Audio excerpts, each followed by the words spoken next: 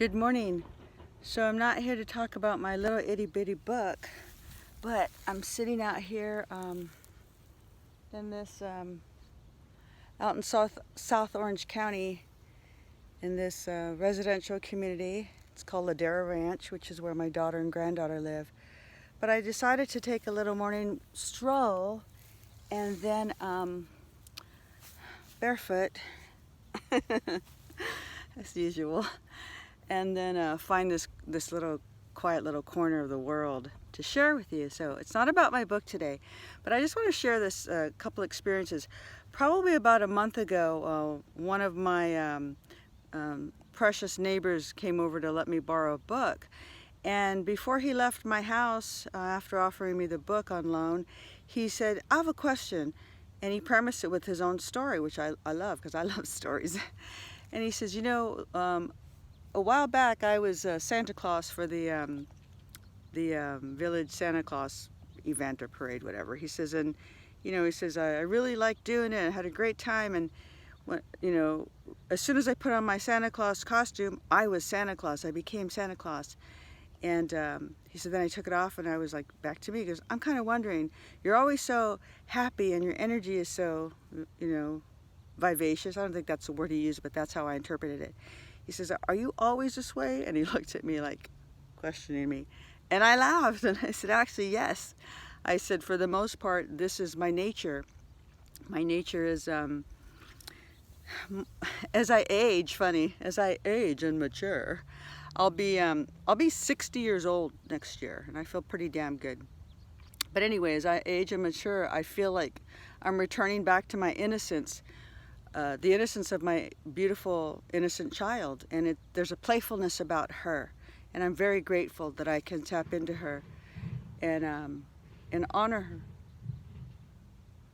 Wow, there's a lot of noise going on over there. It sounds very weird. It sounds like a bunch of drums or a big kind of an explosion. It's not, but anyway, it got my attention. So, and the other thing was I met somebody, I went to her property about a week ago, and we sat out under the full moon and the stars and in front of the big, huge bonfire.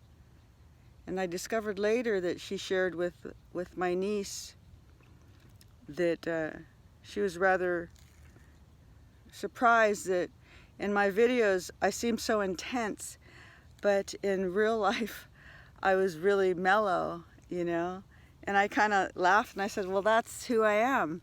There are moments of me that can be very intense, and then there are moments of me that are very mellow. It just depends on where I am in that space. So what you see is what you get. If I flutter over a word and stutter, I'm not going to edit it out. If I'm walking and I trip and fall, I probably won't edit it out. Sometimes I will, but anyway, I am who I am. And if you don't know me or my story, I want to say that for my whole life, I wore a mask. For my whole life, I wore a mask. At least when I was 49 years old, I started waking up to parts of myself. And I started slowly peeling that mask off. I wore a mask in many ways. I wore a mask with 2 sets of breast implants. That wasn't me. They were these big silicone bags that were filled with saline water that I implanted in my chest. This is me. This is Patricia. Regular, aging, beloved Patricia. So that was a mask I wore. I wore a mask when I plumped up my lips with fillers. I wore a mask when I put Botox in my furrowed brow, which I obviously no longer do. To me, those were masks. I wore a mask when people ask, hey, how you doing? And I'd say, great! And inside I was falling apart. I wore a mask. So the mask has been removed. What you see is what you get. And if it intrigues you, continue to follow me.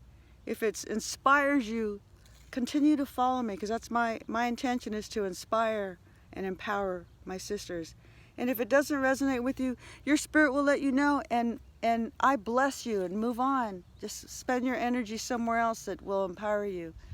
So anyway, what you see is what you get. Have a beautiful, beloved day, and we'll meet again soon.